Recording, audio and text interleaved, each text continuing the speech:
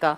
शांति से बिल्कुल बोर्ड पर देखो, एक दिन में 395 करने वाला कभी पास नहीं होगा। रोज का टारगेट रखना है, इतने रोज याद करेंगे। तो 80 तक जितने इंपॉर्टेंट है वो मैं आज कराऊंगी। शांति से बोर्ड पे देखते रहना। तुम्हें आता है, वेल एंड गुड। रिवीजन भी बहुत जरूरी है। सबसे पहले स्टार्ट करते हैं आर्टिकल नंबर 1, 2 और 3 है तो चौथा भी। ये चारों एक भाग में आते हैं जिसे कहते हैं भाग नंबर 1। ये सब किताब में लिखा है, सिर्फ सुन लो, सिर्फ सुनो और समझो। इन चारों में से इंपॉर्टेंट है स्टार्टिंग के 3। एक जो तुम्हें अपने देश के बारे में बताएगा, और इसमें लिखा है India that is Bharat is union of states. इसमें हमें एक्सप्लेन किया गया है कि भारत राज्यों का एक संघ है।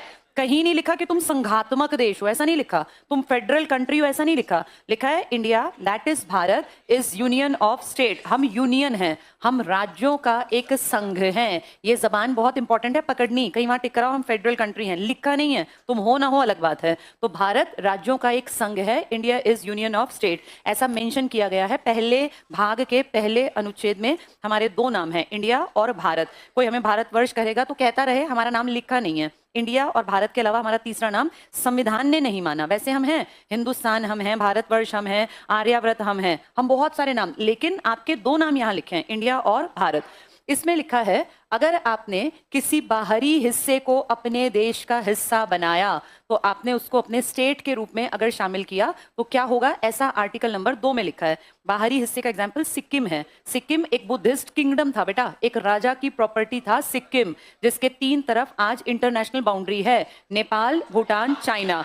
ये सिक्किम खुद भी एक राजा की प्रॉपर्टी था, नामग्याल चोग्याल उनका वंश था। और बेटा वो 1642 से प्रॉपर तरीके से एक परिवार राज कर रहा था। 1974-75 जब तक इंदिरा गांधी की सरकार के टाइम आपने इसको भारत का अभिन्न अंग नहीं बनाया। तो ये एक बुद्धिस्ट एरिया था बाहर का, आपके देश में शामिल हुआ। तो जब बाहर से कोई एरिया आप शामिल करेंगे तो किस आर्टिकल की बात माननी है, 2।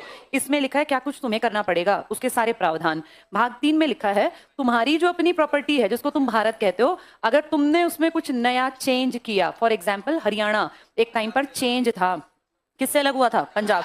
तुम्हारे सामने तेलंगाना एक चेंज है, किससे अलग हुआ, आंध्र प्रदेश। हमने किसी बाहर की प्रॉपर्टी पे कब्जा नहीं किया, हमारी थी, आइडेंटिटी अलग कर दी। भाई तेलंगाना नया राज्य बन गया, हरियाणा एक जमाने में नया बना था। जब तुम नया चेंज करो लेकिन अपनी खुद की प्रॉपर्टी में से, अपनी सेम प्रॉपर्टी में से, तो तुम सिर्फ उसकी सीमा बदलते हो, तुम उसका नाम बदलते हो और तुम टोटल एरिया बदलते हो। तुम बाहर से कुछ नहीं ले रहे, ना तुम किसी का हिस्सा हड़प रहे, ना किसी के पे कब्जा कर रहे, लेकिन दूसरे में तुमने बाहर का हिस्सा लिया था। दोनों के लिए अलग प्रावधान है। पहले बाहर की 2 नंबर की बात पहले करेंगे, फिर अपनी बात की हमारे देश में कुछ हुआ तो हम क्या करेंगे। पहले में तुम्हारी जानकारी है, तुम्हारा नाम है, तुम राज्यों का संघ हो। ये दूसरे में